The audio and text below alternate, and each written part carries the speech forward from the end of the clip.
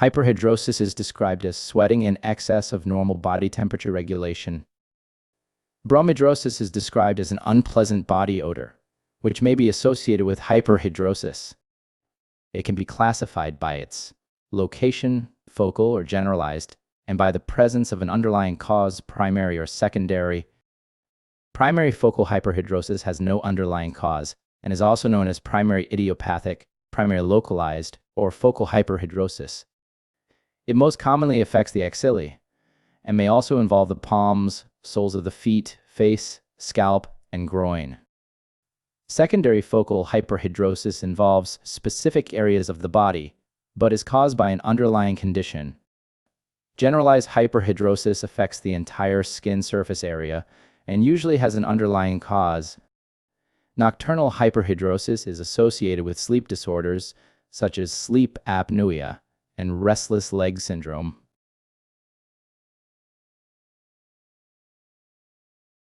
The severity of the symptoms. Using the validated hyperhidrosis disease severity scale HDSS. 1 point for sweating that is not noticeable and does not affect daily activities. 2 points if sweating is tolerable but sometimes interferes with daily activities. 3 points if sweating is barely tolerable and frequently interferes with daily activities. 4 points if sweating is intolerable and always interferes with daily activities. 1 to 2 points is regarded as mild moderate, 3 to 4 points is moderate severe. The severity of causes and risk factors. Generalized hyperhidrosis is usually secondary to an underlying cause, whereas focal hyperhidrosis is usually idiopathic. Less commonly, focal hyperhidrosis may also be secondary to a specific cause. Primary focal hyperhidrosis. The exact cause of primary focal hyperhidrosis is unknown, but a positive family history is reported in 30–50% of cases, suggesting a genetic association. It is thought that excessive sympathetic activity of the autonomic nervous system affects the eccrine sweat glands, and it may be associated with environmental and emotional triggers. Secondary generalized hyperhidrosis. Anxiety. Cardiovascular, such as heart failure or endocarditis. Infections, acute or chronic viral or bacterial infections such as tuberculosis, brucellosis, HIV, and malaria. Malignancy. Hodgkin's disease, myeloproliferative disorders.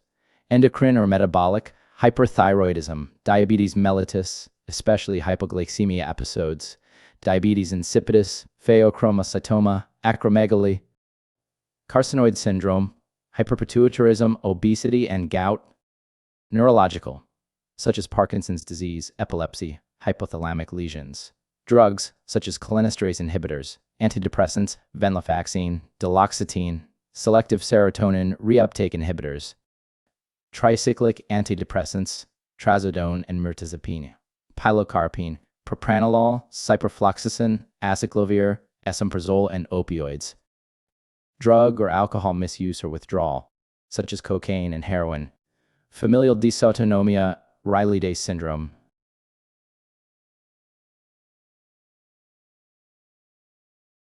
Causes of secondary focal hyperhidrosis.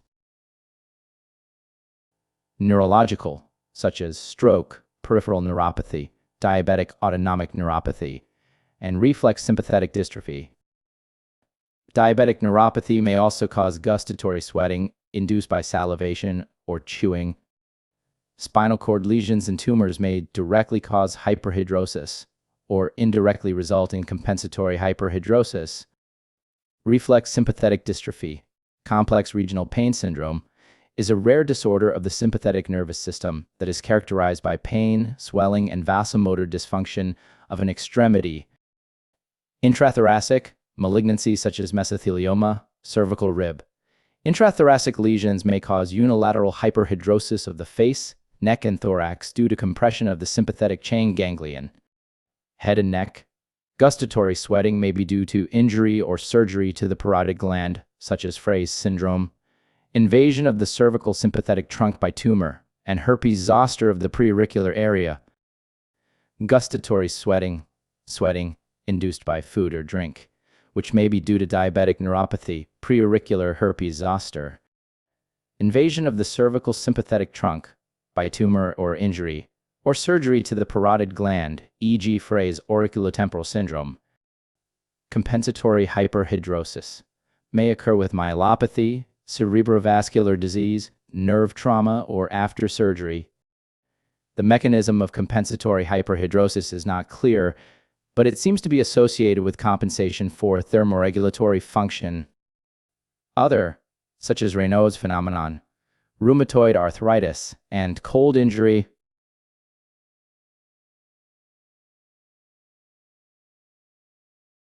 Possible complications of hyperhidrosis include reduced quality of life, difficulties handling objects such as holding a pen or staining paper, gripping tools, playing musical instruments, driving, and using electrical equipment, social embarrassment and relationship difficulties, impaired school performance, frequent showering and changing of clothes, and staining and damage to clothing and shoes, anxiety, and depression. Bromidrosis describes unpleasant body odor, which arises from the byproducts of bacteria that colonize sweaty areas. Skin maceration, intertrigo, and bacterial superinfection, fungal skin infections of the body, groin, and feet. Pitted keratolysis, a superficial and sometimes malodorous infection of the pressure-bearing areas of the soles of the feet, characterized by crateriform pitting, which may coalesce to form irregular erosions. Hyperhidrosis occurs both in children and adults, with the average age of onset of primary hyperhidrosis being 14 to 25 years. The course of axillary and craniofacial hyperhidrosis is unclear, but the severity often declines with increasing age, and it is uncommon in the elderly, suggesting it may spontaneously improve over time.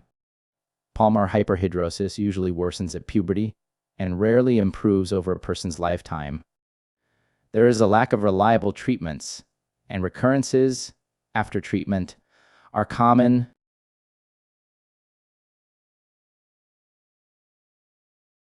History. Assess the person to help determine if hyperhidrosis is primary idiopathic or secondary to an underlying cause. Ask about the location, distribution, and symmetry of excessive sweating, focal, likely primary, or generalized, likely secondary, the frequency and duration of sweating episodes, the age at onset of symptoms, any identified triggers such as anxiety, stress, heat, exercise, smoking, alcohol, caffeine, chocolate, spicy or citrus food, hot food, or sweets. Sweating during sleep may be due to an infective cause such as tuberculosis or malignancy such as Hodgkin's disease. Associated symptoms such as fever, weight loss, anorexia, or palpitations, which may suggest underlying systemic disease. Any drug treatments that may cause sweating, and any alcohol, drug misuse, or withdrawal. The psychosocial impact of symptoms on quality of life and associated anxiety, which may exacerbate symptoms. Any family history of excessive sweating or possible underlying causes. Any known comorbidity that may cause sweating. Examination and investigations. Examine the person to assess the locations and distribution of visible excessive sweating. Body weight and body mass index, BMI. For any other signs suggesting an underlying cause for secondary hyperhidrosis. Investigations. If the presentation is characteristic of primary focal hyperhidrosis and there is no evidence of an underlying cause, no laboratory tests are required. Arrange investigations and/or specialist referral if a diagnosis of secondary hyperhidrosis is suspected due to an underlying cause, depending on clinical judgment. If a person has nonspecific symptoms and signs, consider the following baseline investigations in order to guide appropriate management. Full blood count. Erythrocyte sedimentation rate and/or C-reactive protein. Urea and electrolytes. Liver function tests. HbA1c, thyroid function tests. Tests for HIV or tuberculosis if indicated, blood film for malarial parasites if indicated, 24-hour urine collection for catecholamines, metanephrines to exclude pheochromocytoma, and 5-hydroxyindoleacetic acid to exclude carcinoid tumors. chest X-ray. If a diagnosis of primary focal hyperhidrosis is suspected with no underlying cause identified and specific diagnostic criteria are met, no routine investigations are needed in primary care.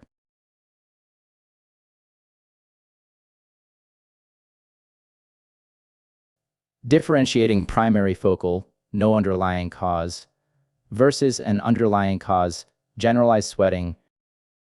An underlying cause should be suspected if there is generalized sweating. There is sweating during sleep, suggests tuberculosis, another infection, or Hodgkin's disease. There are symptoms and signs of systemic disease, e.g., fever, weight loss, anorexia, or palpitations. The person is taking prescribed drugs that are known to cause sweating. There is unilateral or asymmetrical sweating, suggests a neurological lesion or tumor, an intrathoracic malignancy, or a cervical rib. There are symptoms and signs of any other causes of secondary focal hyperhidrosis or generalized hyperhidrosis. Diagnostic criteria for primary focal hyperhidrosis. Suspected diagnosis of primary focal hyperhidrosis if a person has focal, visible, excessive sweating that occurs in at least one of the following sites: axillae, palms, soles of the feet, or craniofacial region, and has lasted at least 6 months and has no apparent cause, and has at least two of the following characteristics: is bilateral and relatively symmetrical, interferes with daily activities, episodes occur at least once per week, onset is before 25 years of age, positive family history, localized sweating stops during sleep. Note: if symptoms have lasted less than 6 months or onset is at 25 years of age or older, primary focal hyperhidrosis remains a likely diagnosis if other criteria are met, but extra care should be taken to exclude an underlying cause. Palmar hyperhidrosis has 4 typical characteristics: severe sweating on the palms to the point of dripping or near dripping, severe plantar sweating to the point of dripping or near dripping, bimodal onset in childhood or at puberty worsening at puberty, exacerbation on application of hand lotion.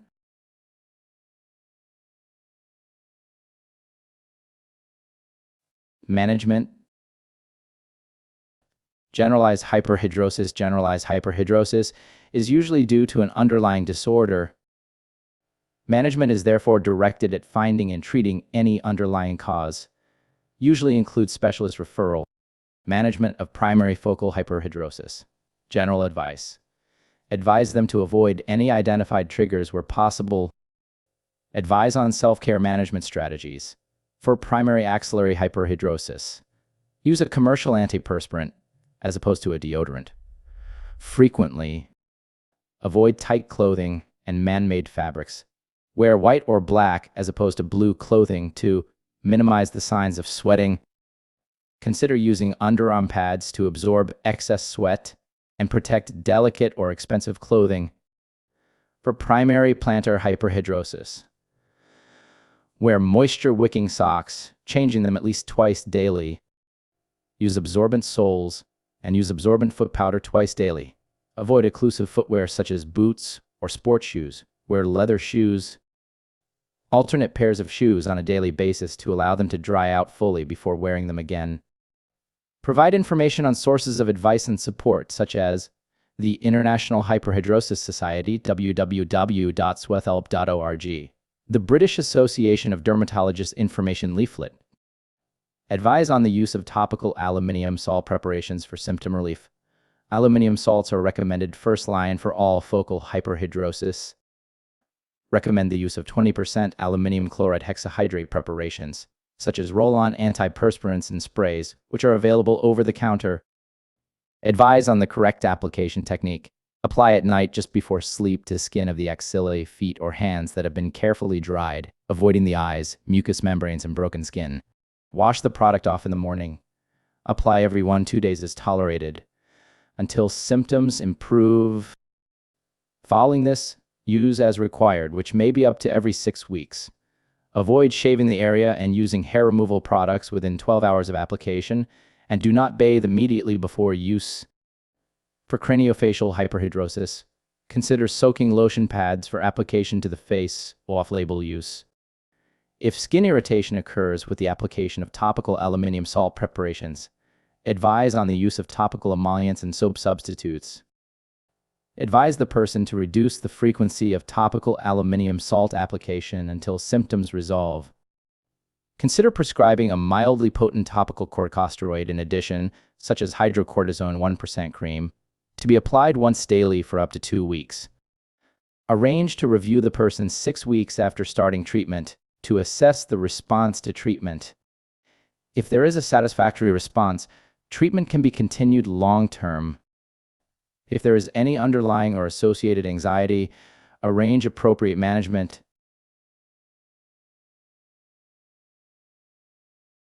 Specialist treatments. Access to specialist treatments for hyperhidrosis may require an individual funding request. Treatment options depend on symptom severity, body region affected, potential adverse effects and complications, local availability, and the person's wishes. This may include oral and topical therapy, higher strength aluminium salts up to 50%, and topical glutaraldehyde or formaldehyde may be used. Topical glycopyrrolate, an antimuscarinic agent, may be useful for primary craniofacial hyperhidrosis, off-label indication. Oral antimuscarinics, such as oxybutynin and glycopyrronium bromide, decrease sweat secretion by competitive inhibition of acetylcholine at the muscarinic receptors near eccrine sweat glands, off-label indications. Their use may be limited by adverse effects such as dry mouth, blurred vision, constipation, or urinary retention. Using a modified release product may increase tolerability. Propanthyline bromide is the only licensed medication for generalized hyperhidrosis. Start at the low dose of 15 milligrams once or twice daily and increase slowly to a maximum of 30 milligrams 3 times daily. Hyperhidrosis. The sites of hyperhidrosis are immersed in warm water or a wet contact pad may be applied, through which a weak electric current is passed. This introduces charged ions into the skin that inhibit the function of the sweat glands in that area. It is mainly suitable for the palms of the hands and soles of the feet, as treatment of the axilla is less practical. If unsuccessful, glycopyrronium bromide, an antimuscarinic agent, may be added to the water. Maintenance treatment is typically required at intervals of 1-4 weeks, as recurrence of symptoms is common after stopping treatment. Most report an improvement after 6-10 sessions. Adverse effects include transient discomfort, erythema, and vesicle formation at the treatment site. Botulinum toxin. Botulinum toxin is delivered by multiple intradermal injections to the affected areas. It acts by inhibiting acetylcholine release from the sympathetic cholinergic nerve terminals that innervate sweat glands. Botulinum toxin is licensed for the treatment of axillary hyperhidrosis and may also be used for palmar, plantar, and craniofacial hyperhidrosis. Treatment is more painful in these areas. The effect may last for 6 to 9 months.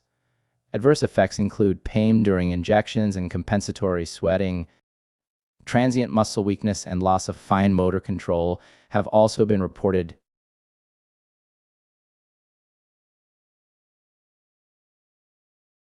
Surgery. Usually only considered if other treatment options have failed or have not been tolerated. Localized resection of eccrine sweat glands can be carried out using local anesthesia and is useful for small areas of axillary hyperhidrosis. Endoscopic thoracic sympathectomy, ETS, may be offered if other measures are ineffective or not tolerated. This involves the division of the sympathetic chain over the neck of the ribs in the pleural cavity under general anesthesia, usually by a vascular surgeon. It aims to prevent the transmission of nerve signals from sympathetic ganglia to fibers, innervating the areas producing excessive sweating. It may be used for severe palmar, axillary, and sometimes craniofacial hyperhidrosis and may provide permanent symptom relief. Complications include compensatory hyperhidrosis elsewhere on the body, such as the back or legs, very common, which typically starts 6-12 months after surgery. This may be a physiological response to a reduced surface area for body cooling, with activity being increased in areas left untreated. Other complications include gustatory sweating, common, pneumothorax, common, atelectasis, and significant bleeding. Suction curettage involves using an arthroscopic shaver or similar device to debride the subcutaneous tissue and clear the glands through a small incision. 2. It has been used in the management of axillary hyperhidrosis and seems to be well tolerated under local anesthesia. However, in a randomized trial, botulinum injections were found to be more effective than suction curettage surgery, and patients expressed a strong preference for the injections. 8. Laser treatment can be used in a similar way to suction curettage and has the potential to offer a permanent solution, but there are few clinical data to support the procedure, especially long-term follow-up. Surgery is a non-invasive procedure that may be effective. It involves using an electromagnetic energy delivered to the skin using a specially designed handpiece